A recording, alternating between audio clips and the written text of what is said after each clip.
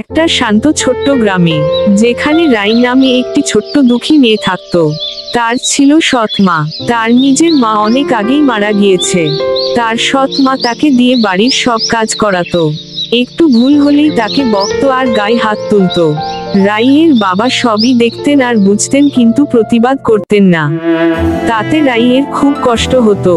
সে খুব করে চাইতো তার বন্ধুদের সাথে খেলাধুলা করতে, কিন্তু তা আর সম্ভব হতো না। রাই ছিল পড়ালেখায় খুব ভালো। সে বাড়ির সব কাজ করে সময় মতো স্কুলে যেত এবং ফিরে আসতো। হঠাৎ একদিন রাইকে তার সৎ মা খুব বকলো।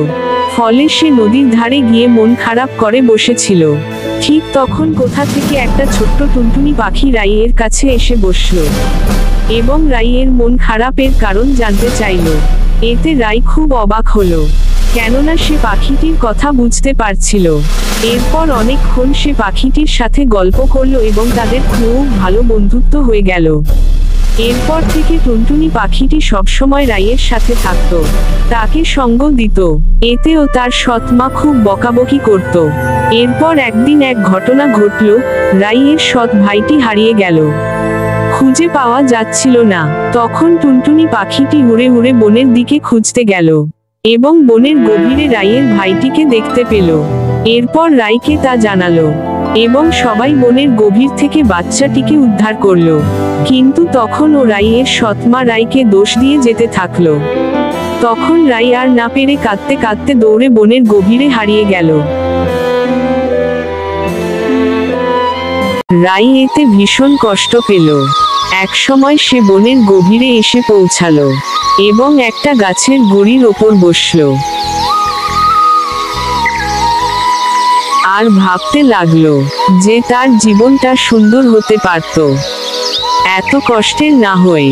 ঠিক তখন তার টুনটুনি পাখিটি কোত্থেকে যেন উড়ে এসে তার কোলে বসলো। রাই কষ্টের মাঝেও আনন্দ পেল যে সে একবারে একা নয়। তখন সে তার টুনটুনিটির সাথে তার কষ্টগুলো বলতে লাগলো। অন্যদিকে পাশের শহর থেকে ফাহিম নামে একটি ছেলে গ্রামে ঘুরতে এসেছে। এছাড়া তার আর একটি উদ্দেশ্য ছিল, কেননা তার মা তাকে গ্রাম থেকে একটি কাজের মেয়ে খুঁজে আনতে বলেছিল। তো ফাহিম গ্রামে ঘুরতে লাগলো আর উপভোগ করতে লাগলো। সে নদীর তীরে বসে ও সময় কাটালো।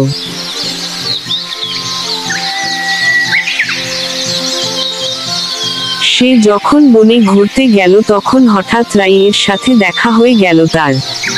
ফাহিম খুব অবাক হলো তার কান্না দেখে এবং রাইও খুব অবাক হলো ফাহিমকে দেখে, কেননা সে তো এই গ্রামের নয়। একসময় ফাহিম তার নাম জানতে চাইল আর তার কান্নার কারণও জানতে চাইল।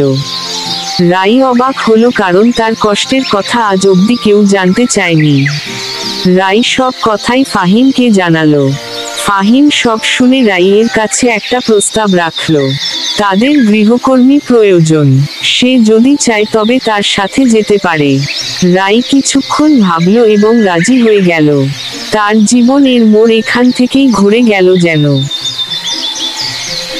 পরবর্তী পর্ব পেতে লাইক, কমেন্ট, শেয়ার করো। ওরা বিরাট বড় এক বাড়ির সামনে এসে পৌঁছায়। রাই দেখে ভীষণ অবাক হয়, ভাবে যে এটি বাড়ি নাকি রাজপ্রাসাদ। এত সুন্দর বাড়ি হয় নাকি? ফাহিম বলে উঠে এটিই তাদের বাড়ি। এই বড় বাড়িতে সে, তার মা, বোন ও কিছু কাজের লোক থাকে এবং তার বাবা ব্যবসায়িক কাজে দূরে থাকে। রাই মনোযোগ দিয়ে শোনে আর অপেক্ষা করে কখন বাড়ির ভেতরে যাবে। আর তার ভয়ও লাগে যদি তাকে বের করে দেয়। একটু পর ফাহিম রাইকে নিয়ে ভেতরে যায় আর টুনটুনিটি বাইরেই থাকে। ফাহিম রাইকে নিয়ে ওর মায়ের সামনে গিয়ে দাঁড়ায় এবং বলতে থাকে এই মেয়েটি তার বাসায় গৃহকর্মী হয়ে এসেছে এবং সে খুব গরিব এবং অসহায়। রাই একটু লজ্জা পায় আর ফাহিমের মায়ের দিক তাকিয়ে ভাবে যে এ কোনো সিনেমার নায়িকা নাকি। সে গ্রামের মহিলাদের কাপড় পরতে দেখেছে, তাহলে এ কোন পোশাক? এর মাঝেই ফাহিমের মা বলে উঠে, ঠিক আছে, তবে আজ থেকেও এই বাড়িতে থাকবে, খাবে এবং এই বাড়ির কাজ করবে। রাই রাজি হয়। এরপর থেকে সে সব কাজ করত, আর কাজ করার সময় ভাবত যে তার বুঝি আর পড়া লেখা করে নিজের স্বপ্ন পূরণ করা হলো না। পড়া লেখাটা হয়তো এসএসসি অবধি আটকে গেল, কেননা রাই এসএসসি পরীক্ষায় ভালো গ্রেড নিয়ে পাশ করেছে। সে প্রতিদিন ফাহিমের বোন লিয়ার রুমটিও খুব পরিষ্কার করে গোছায়। এতে লিয়া খুব খুশি হয়। একদিন লিয়ার রুমটি গোছানোর সময় লিয়া রাইয়ের পড়ালেখার খবর জানতে চায় এবং রাই বলে তার পড়ালেখা স্থগিত হয়ে গেছে। তখন লিয়া খুব অবাক হয়, কেননা সে একজন পেশায় ডাক্তার এবং পড়ালেখার বিষয়ে খুব সচেতন। সে রাইয়ের এসএসসির ভালো রেজাল্ট শুনে আরো প্রলুব্ধ হয় এবং রাইকে নিয়ে তাদের বাড়ির লাইব্রেরিতে আসে এবং বলে রাই চাইলে এখানে তার পড়ালেখা চালিয়ে যেতে পারে। রাই লাইব্রেরিটি দেখে অবাক হয়, কারণ সে জানতো লাইব্রেরি শুধু স্কুলেই থাকে, এবং লিয়ার কথাটি শুনে সে অবাক হয়ে যায়। সে খুশিতে চেয়ারে গিয়ে বসে, আর লিয়া বলতে থাকে নিজের স্বপ্ন পূরণের জন্য পড়ালেখার বিকল্প নেই। রাই ভাবতে থাকে তার জীবনের অধ্যায়টা যদি এভাবেই পরিবর্তন হয়, তাতে সে ভীষণ খুশি। বিকেল বেলা বাড়িটিকে যেন আরো সুন্দর লাগে রাইয়ের। সে বাড়ির সামনে দিয়ে হেঁটে বেড়ায় আর বিকালটি উপভোগ করে। অন্যদিকে রাইয়ের মা তার বাবার কাছে নালিশ করে যে রাই পালিয়ে গিয়েছে। এতে তার বাবা ভীষণ অবাক হয় আর কষ্ট পায়।